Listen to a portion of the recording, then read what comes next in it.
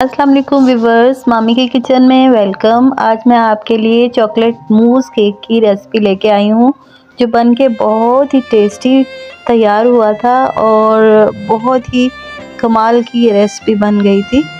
इसके लिए मैंने लिए थे 2 अंडे और उसको बीट कर लिया था। फिर जब ये अच्छा सा फ्लफ़ी टेक्सचर बन गया तो फिर मैंने 1.5 कप शुगर ऐड कर दी थी।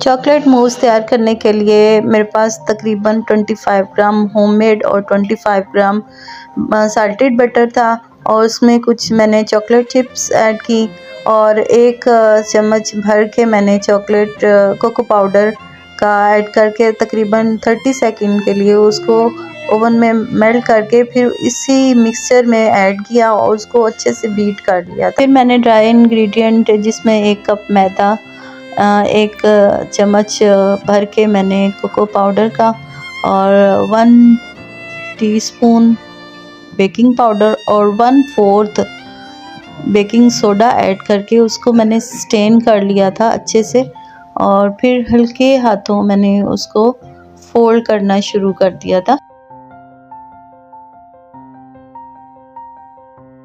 आपने इसकी कंसिस्टेंसी थिक ही रखनी है।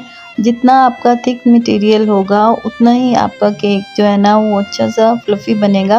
फिर मैंने पैन को ग्रीस कर लिया और उसको तकरीबन 30 मिनट के लिए 250 डिग्री सेल्सियस पे मैंने इसको बेक कर लिया था। अच्छा व्यूवर्स, आप इस चीज़ का ख्याल रखिएगा कि एक रनी सा मिक्सचर आपके पैन में जाना चाहिए, तभी आपका केक जो है ना वो अच्छा बनेगा। डार्क चॉकलेट मेल्ट करके ऊपर मैंने उसकी कोटिंग की थी और फिर पिस्ता और बादाम जो कि मुझे बहुत पसंद है तो फिर मैंने उसके ऊपर मैंने लगा दिए थे। कुछ बैटर बच गया था तो फिर मैंने बाउल में उसको डाल के तो उसको भी बेक कर लिया था।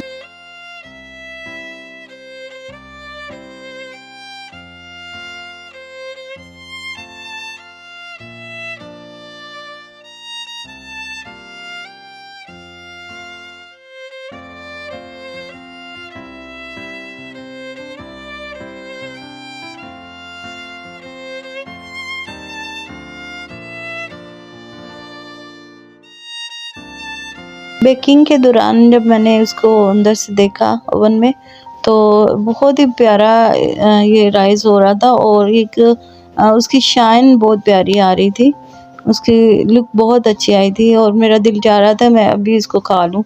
तो फिर इसको मैंने जब कट किया तो बहुत ही ये सॉफ्ट बना था और ये बहुत ही सॉफ्ट बना था। तो मेरी बेटी ने उसको, मैंने तो फटाफट बेटे ने भी और मैंने एक एक पीस ले लिया। फिर बेटी ने कहा चले मैं इसको डिश आउट करती हूँ, आपकी बर्थडे भी है तो सेलिब्रेट करते हैं। तो अगर मेरी ये रेसिपी आपको पसंद आई हो तो लाइक करें, शेयर करें और मेरे चैनल को सब्सक्राइब करें। Thank you for watching. Allah हाफिज़।